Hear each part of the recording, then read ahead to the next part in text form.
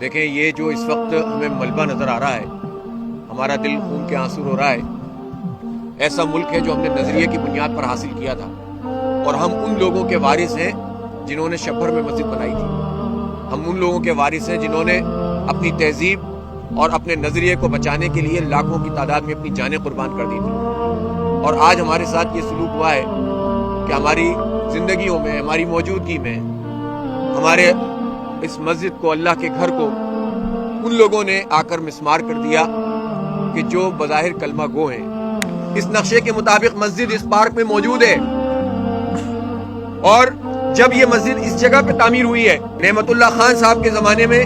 باقاعدہ ایک کمیٹی بنی، اور اس کمیٹی نے اس مسجد کو لیجیٹیمیٹ بھی کیا، اور اس کی توسیع کے حوالے سے بھی چیزیں ہوئیں۔ جب یہ بالکل ایک طریقے سے موجود ہے، اول تو یہ ہے کہ اتنی بڑی جگہ کسی جگہ پہ موجود ہو اور اس پہ اللہ کا گھر نہ ہو، یہ ممکن ہی نہیں ہے مسلمانوں کی آبادی میں۔ کجا یہ کہ اتنے بڑے ہل پارک پہ کوئی مسجد نہ ہو، اور جب مسجد بن گئی ہے اور اس کی قانونی حیثیت مختلف ادوار میں ہوتی رہی ہے، تو اس کو آ کر جو ہے اس بنیاد پہ کہ تجاوزات ہیں، تمہیں کوئی تجاوزات نظر نہیں آتی۔ جو میئر صاحب اپنے زمانے میں مختلف وزراء کے ساتھ مل کر شہر میں چائنا کٹنگ کرتے پھرے،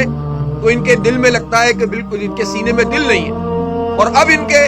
کی ہمتیں اتنی ہو گئی ہماری بے حسی کی وجہ سے کہ آ کر یہ اللہ کے گھر کو شہید کر رہے ہیں، منہدم کر رہے ہیں۔ کسی صورت بھی اس کو قبول نہیں کیا جائے گا۔ اس لیے ہمارا یہ مطالبہ ہے کہ اس کو فوری نوٹس لے کر جن لوگوں نے یہ کارروائی کی ہے ان کو فوری طور پر گرفتار کریں،